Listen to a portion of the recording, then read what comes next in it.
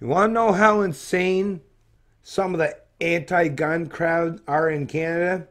Well, look no further than this headline article out of CBC News, out of Saskatoon. Go public. Some people just shouldn't have handguns. Mentally ill allowed to own, buy guns. Canadians smug about gun control, not seeing big picture, says family of man who killed himself. So first of all, as a news publication, you shouldn't allow the emotional pleas of a family have anything to do with trying to dictate or align with gun rights in this country. This is what the left does, folks. This is what they do. That's their go-to motif. And everything is to appeal to your emotions, to appeal to your sensitivities, while they try to impose restrictions or their authoritarian mindset on you. Regards to not just guns. This is in regards to guns, but in many other areas or aspects of your social or economic lives. This is what the left does. They're emotional manipulators. They mess with not just your psychology, but your empathy for others when they convey their political messages, their political narratives.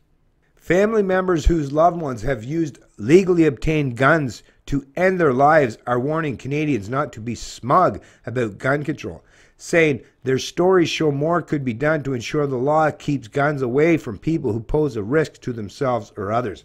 Now, before I continue on, if someone gets to the point in their life where they're so distraught and so devastated and so down that they're willing to take their own lives, if you remove their ability to do so, with a weapon like a gun, do you honestly believe that they won't find another way, another method to end their life?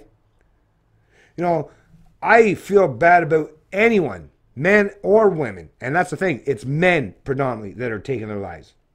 Not to kill others, but to take their own lives. But rather than be concerned about the fact that this person took his life, no, they're concerned more about using this narrative, this situation, to promote and put forth an anti-gun narrative. Like I say, that's just vile, folks. That's just vile. It's disgusting, okay? But like I say, this man could have swan dived off of, a balcony from a building or a bridge or an overpass. Maybe run it in front of a tractor trailer. Maybe sit in his car, put a pipe from the exhaust into the vehicle and leave the ignition running. I mean, there are plenty of ways that a person can take their life. Just because you might prevent them from doing so with a weapon, and I mean, like I say, I don't even believe this bullshit. Well, I mean, the family might feel this way, but like I said, they're speaking out of emotion. They're not speaking from intelligence. They're not speaking from anything that has to do with being morally or legally consistent or ethically consistent.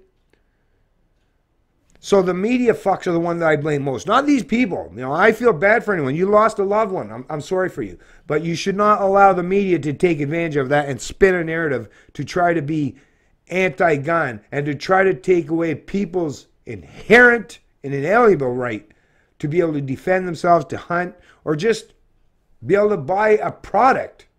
Doesn't matter what the fucking product is.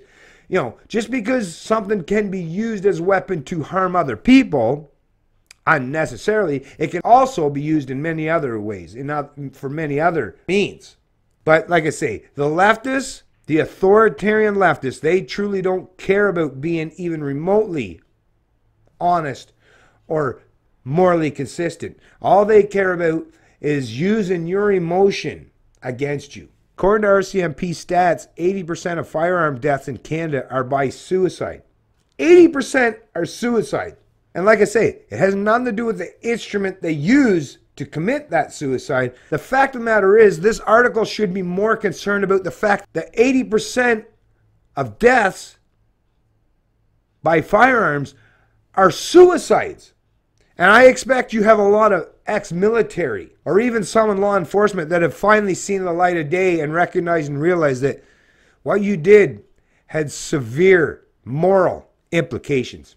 And that might very well be why they've chosen to take their life. Or some of these people, a lot of men, you know, they talk about the murder and missing Aboriginal women or Indigenous women, but what about the men? It seems to be the men that are killing themselves at a fairly high and substantial rate. But is anyone seemingly, you know, is the fucking media, is the politician, is the pundit class, are they out there talking about this stuff on a daily basis? No, no. It's just always about using a devastating situation or article to tug at the heartstrings of the people so that they can implement even more authoritarian measures and impose their edicts onto the masses. Yet a medical opinion is not required before someone with mental illness is allowed to own a gun. So what now? You want to put a person under some kind of psychological evaluation before... No, let's get into this whole pretense. Oh, let's presume everyone's mentally insane and you have to prove yourself sane before you're allowed to acquire or own a weapon or a handgun or a long gun for that matter. Like, holy fuck, folks.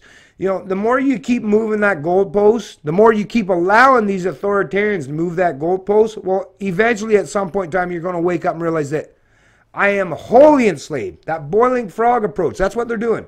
Death by 1,000 cuts. Eventually, that 1,000 cut is going to come and you're going to bleed out and you're going to die. You might want to think about that. You might want to start being more proactive and intervening and making sure it never, ever gets to that point. Matter of fact, you want to start heading back the other way towards freedom, towards liberty. Skinny Libertarian, and I love liberty.